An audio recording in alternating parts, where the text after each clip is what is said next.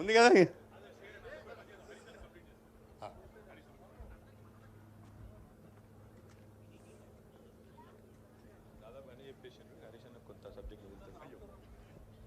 గౌరవనీయులు పెద్దలు మన కడియం శ్రీహరి గారికి ఒకసారి గట్టిగా చప్పట్లతో అభినందనలు. ఇప్పుడు పెద్దలు మొన్న శాసనసభలో కాంగ్రెస్ పార్టీ మొత్తం ముఖ్యమంత్రి నుంచి మొదలు పెడితే క్యాబినెట్ మొత్తం తన మీద దాడి చేసిన అభిమన్యుడిలాగా అందరినీ ఎదుర్కొని అద్భుతంగా సమాధానాలు ధీటుగా ఇచ్చిన గౌరవనీయులు పెద్దలు మన సాగునీటి శాఖ మాజీ మంత్రివర్యులు మరి పెద్దలు హరీష్ రావు గారిని వారి మరి అభిప్రాయం అదేవిధంగా ఈరోజు పర్యటన యొక్క ఉద్దేశం చెప్పవలసిందిగా వారికి నా విజ్ఞప్తి. Thank you. గౌరవనీయులు పెద్దలు శ్రీహరి గారు అన్ని విషయాలు చెప్పారు. కొంచెం రిపిటేషన్ అయిద్దేమో కానీ నేను వీలైనంత వరకు షార్ట్గా కన్ఫైన్ అవుతాను. వారు చాలా సవివరంగా తమ ప్రజెంటేషన్లో అన్ని వివరాలు కూడా చెప్పారు. వేదిక మీద ఉన్న పెద్దలకు, కార్యక్రమంలో పాల్గొంటున్న ప్రతి ఒక్కరికి, ముఖ్యంగా మీడియా జర్నలిస్ట్ మిత్రులందరికీ పేరు పేరున నమస్కారం. సరే, ఈరోజు మీరందరూ కూడా చూస్తూ ఉన్నారు, రాష్ట్రంలో అధికారంలో ఉన్నటువంటి కాంగ్రెస్ ప్రభుత్వం ఏ రకంగా డైవర్షన్ పాలిటిక్స్ చేస్తుందో చూస్తున్నాం. ఒక బాధ్యతాయుతమైనటువంటి ప్రభుత్వం ఏంటంటే ప్రతిపక్షాలు లేవనెత్తినటువంటి ఇష్యూస్ను సమాధానం చెప్పాలి, అడ్రస్ చేయాలి. కానీ దురదృష్టవశాత్తు ఆ రోజు కేసీఆర్ గారు ప్రాజెక్టులను కేంద్ర ప్రభుత్వానికి అప్పజెప్పొద్దని నల్లగొండలో సభ పెడితే ఇదే రాష్ట్ర ప్రభుత్వం ఆనాడు మేడిగడ్డ పర్యటన పెట్టుకొని డైవర్షన్ పాలిటిక్స్ చేసింది. ఈరోజు మేము మేడిగడ్డ పర్యటనకు వస్తే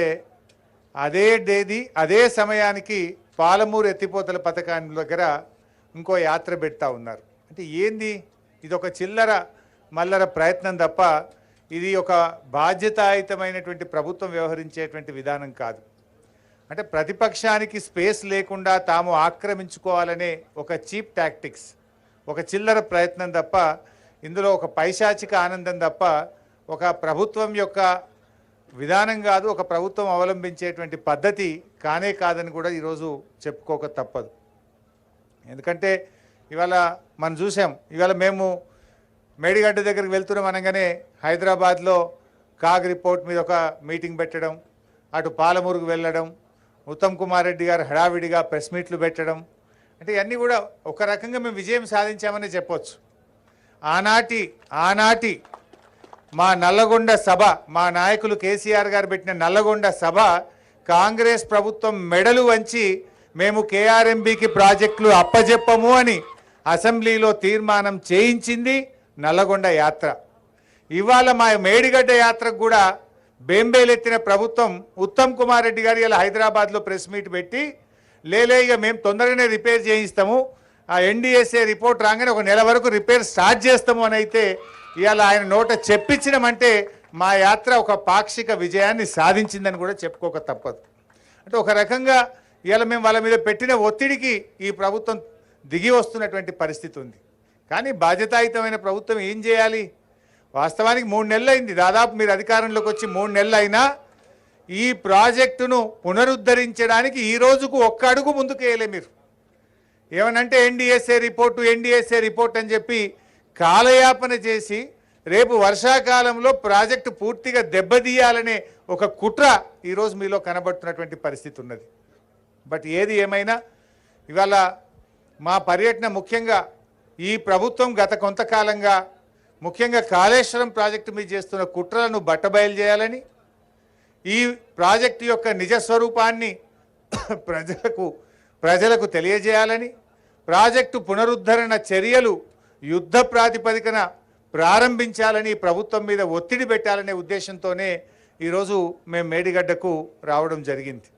అంటే ముఖ్యంగా ఈ ప్రభుత్వాలు అనేటువంటివి ఇవాళ రైతుల పక్షాన, ప్రజల పక్షాన పనిచేయాలి. కానీ ఎంతసేపు ప్రతిపక్షం మీద బురద జల్లాలి, గత ప్రభుత్వం మీద బురద జల్లాలనేటువంటి చిల్లర ప్రయత్నాలు మానుకోవాలని చెప్పి నేను కోరుతా ఉన్నా.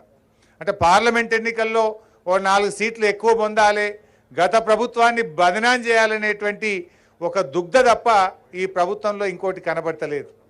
కాంగ్రెస్ పార్టీ వ్యవహారం చూస్తూ ఉంటే రాష్ట్ర ప్రయోజనాలు రైతు ప్రయోజనాల కంటే కూడా రాజకీయ ప్రయోజనాలకు వాళ్ళు ఎక్కువ ప్రాధాన్యత ఇస్తున్నట్టు కూడా ఇవాళ కనబడతా ఉంది. అదేవిధంగా ఈరోజు గోబల్స్ ఆనాడు ఇప్పుడు ఒక రాజకీయ పార్టీ ఎన్నికలప్పుడు ఏదైనా మాట్లాడిందంటే కొంత అర్థం చేసుకోవచ్చు, కానీ ప్రభుత్వంలోకి వచ్చిన తర్వాత కూడా గోబల్స్ ప్రచారం చేస్తూ కాలాన్ని వెళ్ళదీస్తున్నటువంటి ప్రభుత్వం బహుశా ఈ దేశంలో ఎవరిదన్నా ఉందంటే అదొక రేవంత్ రెడ్డి గారి ప్రభుత్వం అని చెప్పి మాత్రం చెప్పక తప్పదు. నాకున్న అనుభవంలో ప్రభుత్వంలో ఉన్న వాళ్ళు ఇట్లా గోబల్స్ ప్రచారం చేస్తూ పబ్బం గడిపినటువంటి ప్రభుత్వం బహుశా అది ఆ ఘనత ఈ ప్రభుత్వానికి మాత్రమే దక్కుతుందని చెప్పి నేను మనవి చేస్తూ ఉన్నా.